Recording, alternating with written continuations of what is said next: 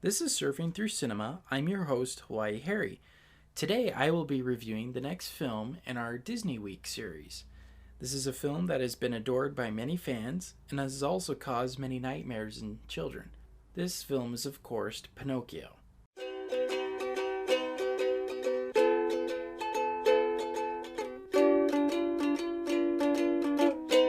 Okay, so some technical details about Pinocchio.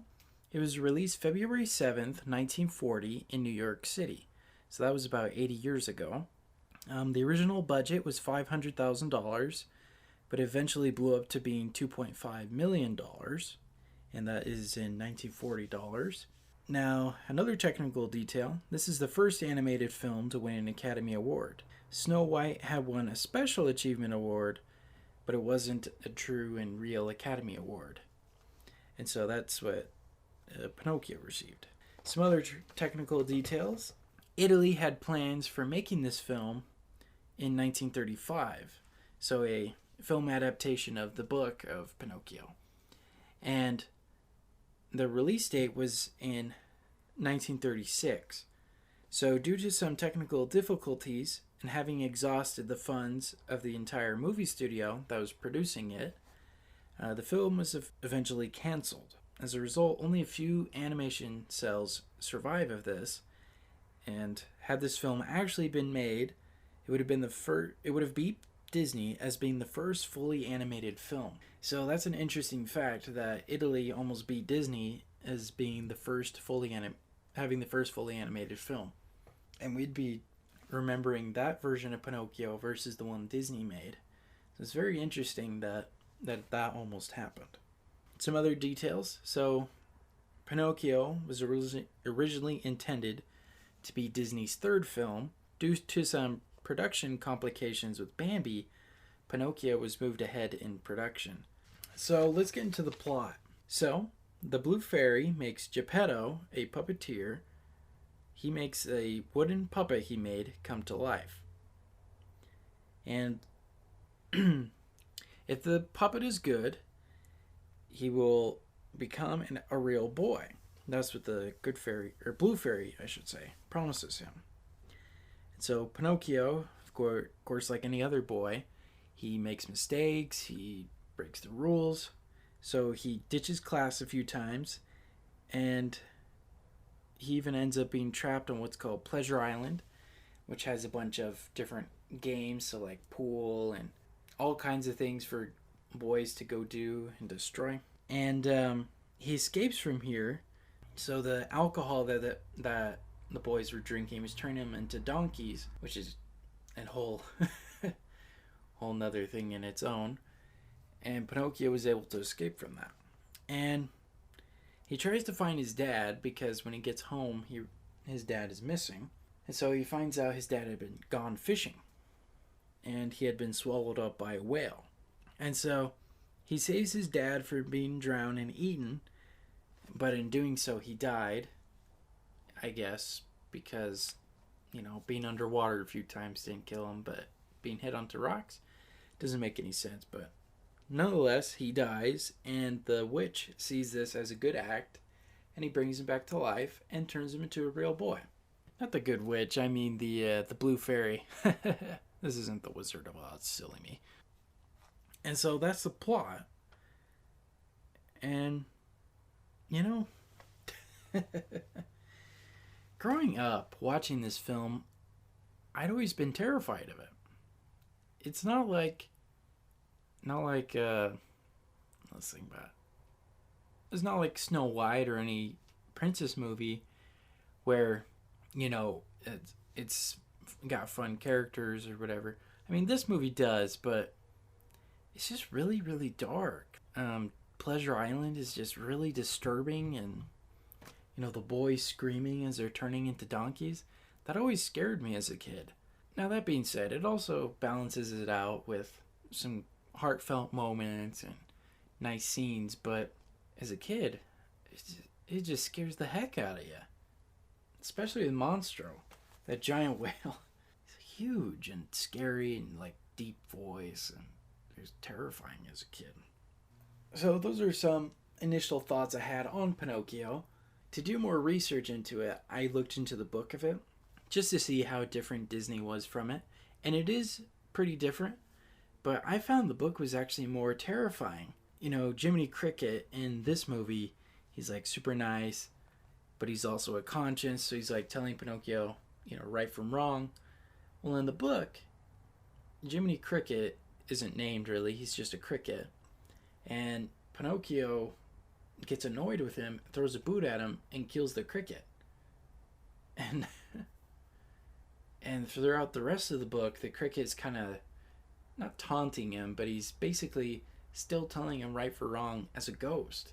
So he's like basically following him around, telling him what to do. It's pretty interesting. I'm kind of glad Disney didn't do that. I always found it to be interesting that there are animals that were talking, that are like walking on two legs. And I wondered if that was in the book or not. And it's not exactly the same. In the book, all the animals that there are a lot of animals that do talk to Pinocchio, but they're not walking on their hind legs. They're not wearing suits or top hats. That's just what Disney did. Yeah, these they're just creepy.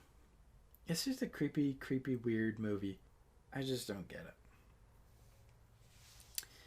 Alright, well, I'm going to go on a short break real quick. So we'll now listen to a message from our sponsor. This podcast is brought to you by Anchor. If you haven't heard about Anchor, it's the easiest way to make a podcast. Here's how. It's totally free. There are tools that allow you to record and edit your podcast from your computer and even your cell phone. But that's not all. Anchor distributes your podcast for you so it can be heard on Spotify, Apple Podcasts, and many, many more. You could even make money from your podcast with no minimum listenership. Anchor is everything you need to make a complete podcast all in one small place.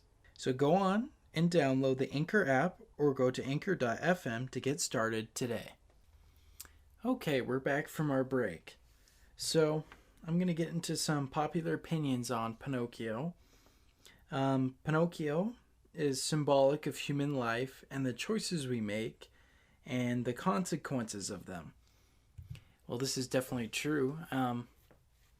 We see Pinocchio making a lot of mistakes, and that's very relatable because, we as people, we make mistakes all the time. But he eventually does get rewarded for his good behavior. And I think that's definitely something people can relate to.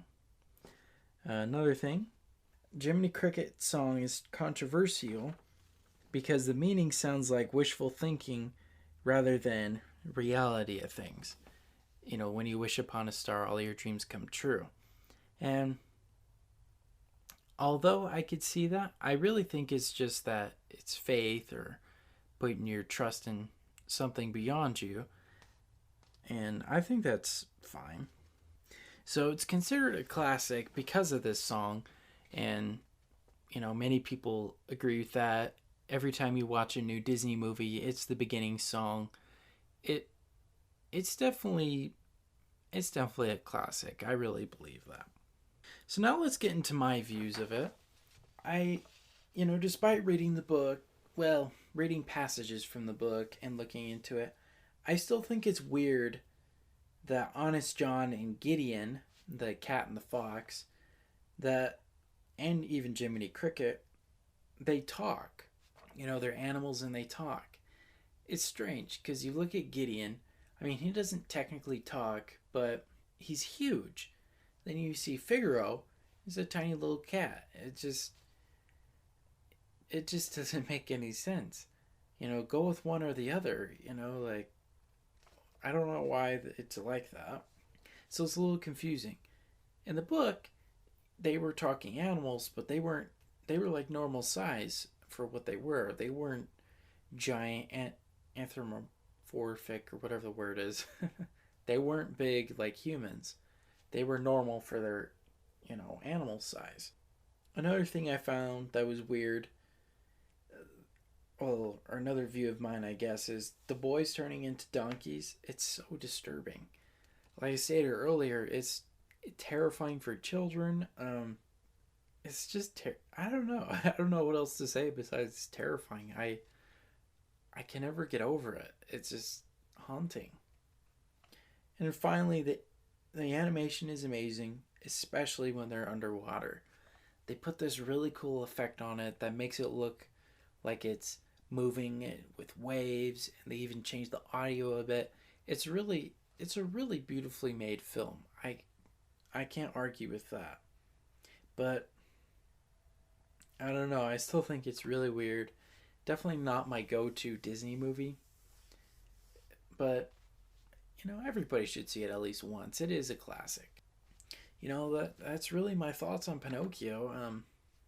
He's kind of an interesting figure, interesting character, but I don't know what else to say. So next time I'm going to be discussing the history of Universal Studios, the movie company, not the theme park, and from its humble beginnings to its recent merger with NBC and being part of a giant conglomerate that is Comcast. And so I'll discuss a little bit about how that type of thing is going to work, since it's a little bit different from how I'm doing my typical episodes. So with this one, I'll be going over the different decades that are kind of significant in the history of Universal. And once I go over the main studios I want to cover for history, for Studio Week,